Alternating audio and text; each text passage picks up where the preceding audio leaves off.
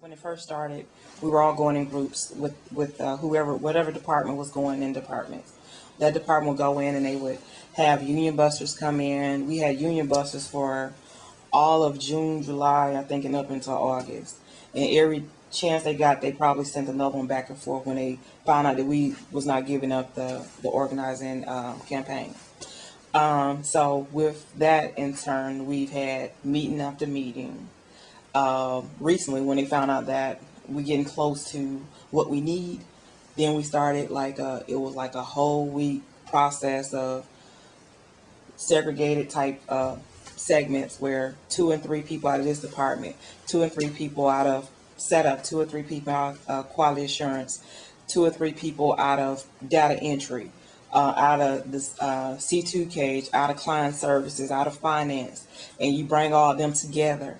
They don't see each other on the regular, so you probably won't know who John Doe is sitting next to you or who's sitting over there, and then they didn't want you to know who was in there too, as opposed to, so you couldn't kind of intimidate them. So they trying to, the way they have the meeting set up where they show you a little film, and it's about how people are trying to get you to sign cards and how they kind of pair up to interrogate you, kind of like what they were doing to us. But if you didn't really know what they were doing, you would automatically know that they were trying to convince you not to do something by the way that they do things. And anybody know that if you see something so often, you're going to kind of go with that process. So that's really what they're doing, trying to show us the no, no, no, no, no, the negative of everything. And if they show us enough negative, then you're going to just go in there and the first thing you're going to check, you're going to see the N. And if you can't spell N-O, you've seen N so many times. So well, I guess that's what I need to pick. So, and it's kind of like the campaigns today.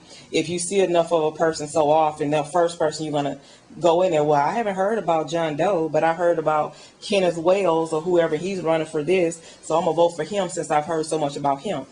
And that's pretty much what the segregated segments are about. I'm gonna target you. This is your interrogation, and this is what I want you to do. And they try to give you a scenario, and this was the greatest scenario they can ever give us. The scenario was, if we were give you $30,000, you have to buy an automobile, and it dinged right in my head. Yeah, if they give you $30,000, you'll be making $14 an hour, so you wouldn't need to organize. But they not gonna give you anything. But then that's when they told you in the same sentence, if we give you $30, we're not anti-union, we're pro-team. And I'm still today trying to figure out what the pro team is all about, because they still didn't give us a definition what that was in their situation, because their check don't look like my check, and I'm not able to travel back and forth like they're traveling back and forth. I'm not able to leave for 2 and 4 hours of the day and still get my 8 hours pay like they're doing. And so a lot of them with contracts, that's what they do.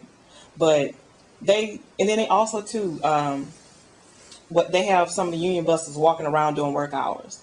Now we're told we can't talk about the union at our workstations. This is what they told us. But they could send someone back around just to sit and talk, and they say he's supposed to be he just a consultant. But they only give you the first names of all these consultants and union busters, who all of a sudden, all of these are people that have had dealings with the union. Now all of a sudden, this week, this message is about all the operation and all the supervisors. All of them have been union people. Now we hear about this now, and it came up in one of our meetings that our GM, he's been working in a unionized segment for two or two companies in his upbringing. Now, as long as this union campaign been going on, we just now hearing about it recently, that he's been unionized or he's been in a union. So, and those little meetings are set up, and the only two people was talking was the GM and the HR person, whoever the HR person in the room at that time. And they do that to try to intimidate you to not talk. So the whole while, those two of them are asking questions back and forth to try to think this is what I'm thinking. But then when you ask the question, they try to brush you off. Oh, it's time to go. Okay, thank you all for coming in. So this is kind of how the meetings are set up. And then they give us like little write-ups, if you didn't go to a meeting, read this. And it's deemed to say no, no, no, no, no, too. And don't worry about the people calling you on the phone because they're harassing you because of whatever the reason may be. So these are some of the things that we're faced with. So they try to say that we're all together in this, but they got a contract and I don't. So why I can't have a contract? This is browbeat you are, so it's something just to make you feel down or, not worthy. It's constant. I just call it straight up harassment. And the morale, I think, is very low. Because everybody's tired of the same old, same old, same old, same old. But these union meetings that they force us to go to and sit for hours, I don't understand how the company don't see that this is really a morale. It's forcing people to vote for you. Because nothing is all bad and nothing is all good. And there is some good in the company and some good, and of course there's some good in the union. You should let people decide and quit browbeating them every day. Every day we have to go to a meeting about this or what they're going to say negative about this. The thing too is a lot of young ladies have expressed to me that they are being sexually harassed. I know that there have been charges brought against at least 4 supervisors for sexual harassment. I don't know what came of that, but it seems like and they're really definitely afraid to say anything, and to come forward because the company's not going to do anything. So that's another reason why we need a union. That is another reason.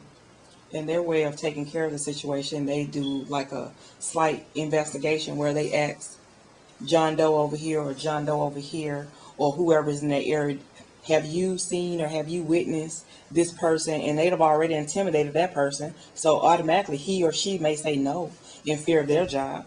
So that's their way of investigating the situation. And then once they finish the investigation, they probably say that she was asking for it or she was being insubordinate because that's what they use all the time. And then if she's in a negative state already, say if she's at the last string where I have all of my occurrences plus I've got my warning already or 2 warnings or whatever, and she's just about with a foot out the door. So she ain't got no choice but to side with what they saying. So that's some of the things that they're faced with. A lot of the times we talked about the end of slavery and how slavery ended in the 1800s, post-Civil War. But at plants like Capital Returns, which hire primarily minority women, in welfare to work job programs, what we see is a new form of slavery coming around. And all of you out there in internet land and across the world can get involved in the campaign here in Milwaukee. The elections are going to be held March 6, 2008, to ultimately determine whether or not there will be a union in Capital Returns. We are going to have a mass rally held outside of Capital Returns to support the workers. The Capital Returns or Genco Pharmaceuticals, or whatever they want to call themselves, is located at 6101 North 64th Street.